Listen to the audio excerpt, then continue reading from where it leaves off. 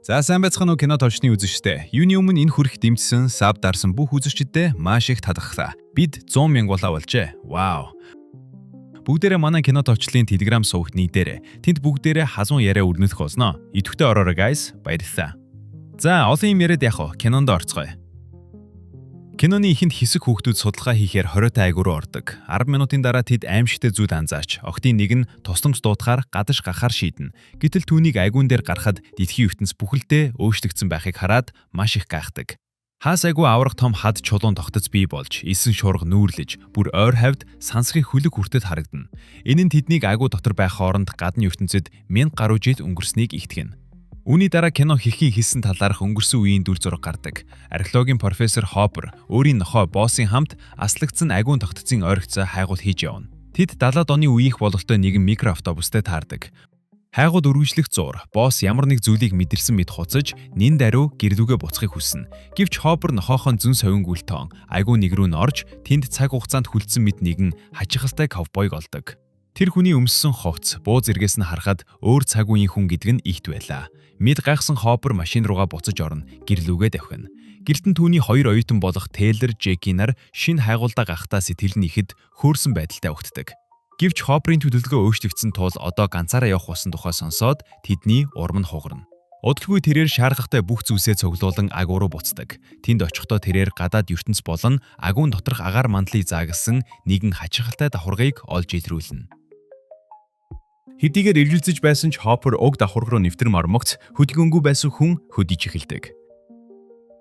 Дараагийн хэсэгт профессороос сураг тасраад хоёр хонсон тул оюутнууд түүнийг хайхаар шийднэ. Гэвч тэдэнд унаа байхгүй тул Тейлер өөрт нь сайн байдаг Кара гэх охиноос тусламж хүсгээс өөр аргагүйд хүрнэ.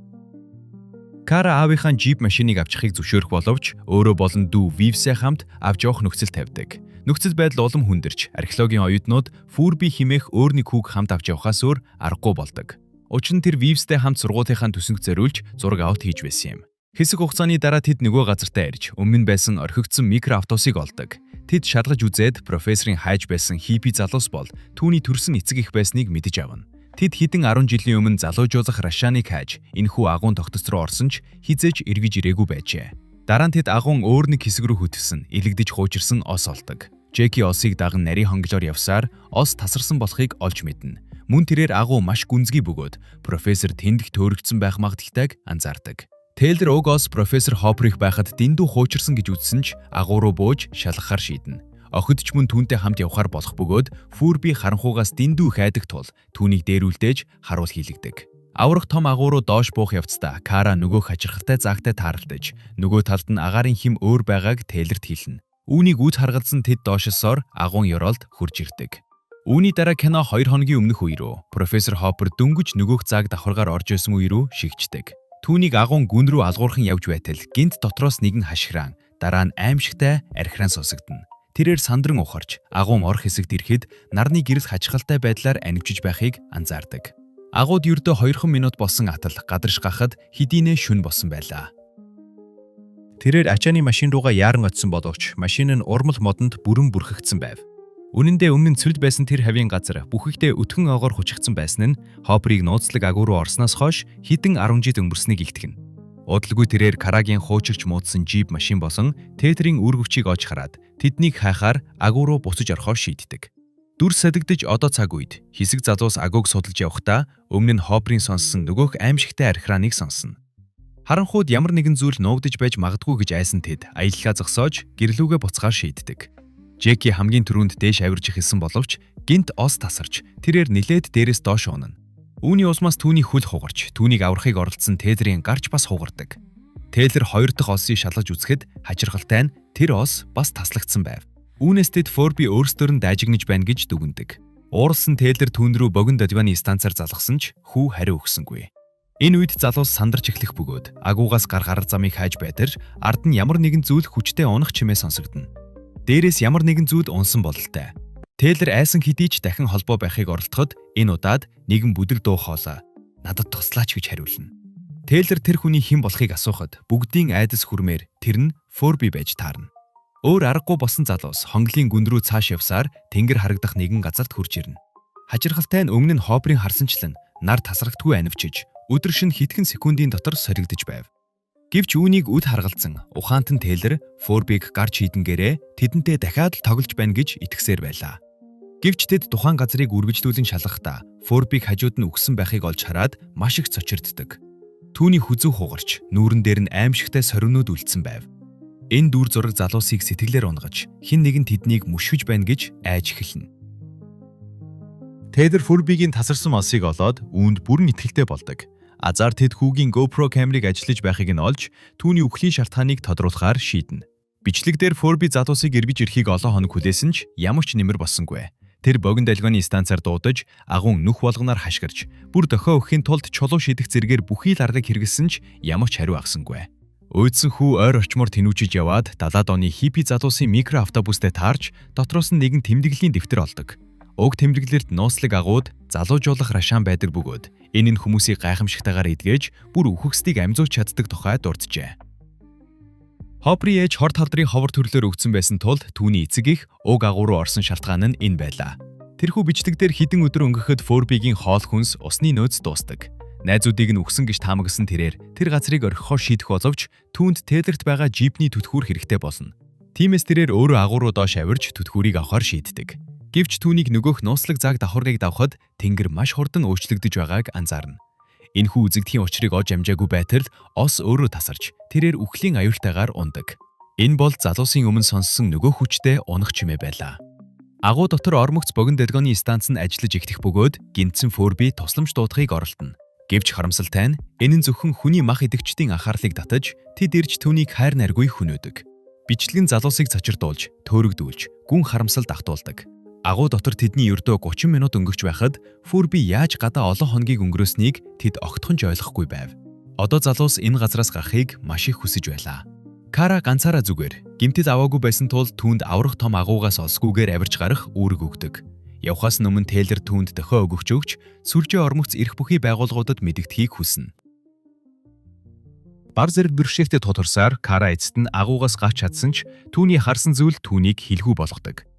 Өмнө нь өтгөн ногоон ойгоор хучигдсан байсан газар нь амьдрах боломжгүй цүл газар болох хувирч асад илсэн шуурга дэгдэж байв. Хүчил төрөгчийн хангамж маш бага байсан тул Кара тасралт хүй ханиалгаж байлаа. Айд сандарсан тэрээр нэгэн хадан дээр авирч гараад дохио өгөгчөөрөө сүлжээ барихыг хичээнэ. Хүдээж байсанчлан ямар ч сүлжээ орохгүй байсан ч тэрээр асад хөвж буй хачирхалтай сансрын хүлэг шиг биетийг анзаардаг. Энэ нь цаг хугацаа хэдэн мянган жилээр урагшилсныг итгэж байв. Караг агууд буцаж ирэхэд Тейлор болон бусд нь түүнийг оролдооч үгүй хэмээн ууралцгаана. Учир нь Караг гадаа бүтэн 30 минут болох хооронд агуу доторх залуусын хувьд ердөө хэдхэн секунд өнгөрсөн байв. Хичээ зүтгэлийг нь үнэлээгүйд Кара маш их бухимдаж, гадагш гарсан гэдрээ батлахын тулд камерынхаа бичлэгийг тэдэнд үзүүлнэ. Бичлэг дээр хажирхалтай цүлдсэн ертөнц болон аврах том элсэн шуурга бүгд тодорхой харагдаж байлаа.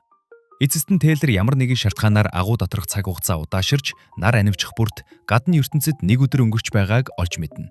Мөн тэрээр олон жилийн турш үрэлт өснөөс болж оос илэгдэж, аяндаа тасарсан шалтгаан нь энэ байсныг нэмж хэлэв. Үүнийг сонссон Вивс Форбигийн бичлэгийг дахин нягтаж үзэхэр шийдэж, үзэж байхдаа нэгэн цочирдмор зүйл олж итрүүлнэ.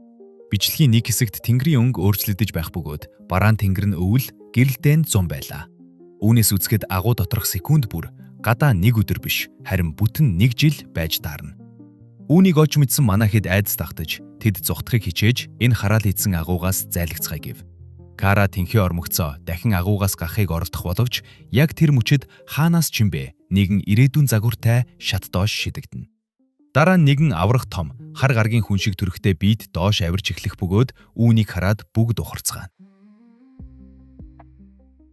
Хар гаргийн хүн агууд хүйж ирэхэд гинт зэрлэг хүний мах идэгч төрүүд айрдаг. Тэр хоёрын хооронд тулаан болж аврах биет хар гаргийн хүн өндөр технологийн электрон төхөөрөмж ашиглан хүний мах идэгчийг төвггүйхэн номхотож хүлнэ. Үүний дараа тэрээр залуусын араас явж эхлэх бөгөөд тэд айж сандран зогтдог. Хэсэг хугацааны дараа Тейлор болон түүний найзууд хүний мах идэгчид саяхан барьсан олзоо идэж буй нууцлаг газарт ирнэ. Тэрхүү олзон киноны ихэнд гарсан нөгөөх ковбой байж таардаг. Харамсалтай нь хүний мах идэгчид залуусыг орж харан араас нь хөөж эхэлнэ. Бусдаа зүхтах хугацаа хожихын тулд Тейлор амиа золин арааднуудтай ганцаараа толдохоор шийддэг. Гэвч тэрээр тэдэнд огтхон ч өрсөлдөгч болж чадахгүй бөгөөд хүний мах идэгчид түүнийг хэрцгийгээр хөнөөдөг. Тэдний бусны араас хөөж явх хооронд Кара сэмхэн дотогшорж Тейлорыг үгсэн байхыг хараад сэтгэлээр маш их унна. Түүний цөхрөнгөө баран уйж байх зур авраг биет хар гаргийн хүн тэдэн дээр ирж Тейлорыг залуужуулах рашаан бололтой жижиг тогтоол ус руу чирж аваачдаг. Төд удалгүй тэрээр амзах бөгөөд бусдын үргэж дооглон инээдэг байсан домог үнэн болж таардаг.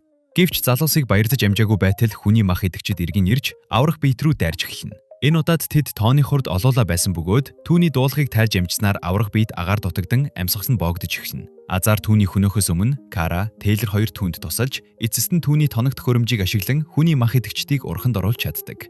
Тулааны дараа Тейлор Кара хоёр аврах биетийг босгохыг оролцсон боловч чадсангүй. Дэлхийн агаар мандартах хүчил төрөгч түүний хувьд хортой байсан бололтой. Үүнээс болж дотор эрхтнүүд нь ажиллагаагүй болж эхэлнэ. Яг энэ үед Вивс, Жеки хоёр ч мөн тэнд хурж ирэн хаасайгүй тарсан сүрлийг олж хардаг. Аврах биет амьсгад хураахаас өмнө тэдэнд хэдэн мянган жилийн өмнө залуус сургаггүй алга усан тухай мэдээний сурвалжлагыг үзүүлдэг. Мөн тэрээр дэлхий дээр амьдрах боломжгүй болж хүмүүс өөр гараг руу нүүсэн болохыг игтгэх олон дүрс бичлэгийг харуулна. Хүмүүсийг тээвэрлэх үүрэгтэй хүлэг хэмээх тусгай сансрын хүлэг байсан бөгөөд энэ нь Карагийн өмнө нь харсан нөгөөх биет байжээ. Энэ бүх мэдээллийн үгсний дараа аврах биет нас ордог. Дараагийн хэсэгт Тейлор агуугаас нэмэлт сэжүүр хайж байгаад гинт шалан дээр гимтсэн байдалтай хэвдэж буй профессор Хоппертэй таарна. Хоппер энэхүү агуун тогтоц бүхэлдээ хүн болон бусад амьд организмуудыг залуужуулах рашааныг ашиглахаас сэргийлж гадагшлуулахгүй байх зорилготтой болохыг тайлбарлана. Тейлор түүнийг аюулгүй газар руу авч явахыг оролдсон боловч Хоппер тэндээ үлдэхийг ихэвд үзэв. Удалгүй Тейлор найзууд дээрээ буцаж ирээд нас барсан Форбиг залуужуулах рашаан руу хийн. Жеки ч мөн тэнд гимтсэн хөлөө идгээж авдаг. Гэвч тэднийг яг явах гэж байтал зэрлэгүүд дахин тэднийг бүслэн авна. Зугдах газаргүй болсон залуус харь гаргийн хүний өндөр технологийн шатыг ашиглахаа шийддэг. Кара хамгийн түрүүнд авьж гарсан боловч айгүй амсар бүхэлдээ усаар дүүсэн байхыг олж харна. Гинт нэгэн амтан Караг дээш нь хүчтэй татан гаргахад айгүй дүлцсэн залуус маш их айдаг. Одоо Тейлор болон бусд нь аюултай нөхцөл байдалд орлоо. Хэрв тэд дээшээ гарвал нөгөө амтд тэднийг хөнөөх аюултай. Харин доошоо буувал зэрлэгүүд тэднийг идэх болно. Гэтэл хэдхэн секундын дараа бүрэн хөвсөж өөрчлөгдсөн Кара агууд иргэн ирж өндөр технологийн осоор бүгдийг нь дээш татаж гаргадаг. Удалгүй тэрээр Форби, профессор Хоппер болон түүний эцэг хийгч мөн аварна. Караг түрүүн татаж гаргасан амьтад нь үнэндээ цаг хугацааны явцад ховсон өөрчлөгдсөн ирээдүйн хүмүүс байж таардаг. Агуу доторх хүмүүсийн хувьд Кара хэдхэн секундэд алга усан мэт боловч бодит байж дээр тэрээр гадаад ертөнцид хэдэн жилийг өнгөрөөсөн байв. Төгсрөхийн хэсэгт залуусын шинэ гараг хайхаар замдаа гарсан хүлэг дээр авчирна. Уг хөлгийн бүрэн ховсон өөрчлөгдсөн. Огт өөр хідээр ярддаг ирээдүйн хүмүүс удирдах байлаа. Сансрын хөдөг цэнхэр гаргийг үүр дөрхөн сансрын уудам руу хөөрөн оцсноор кино төгсдөг.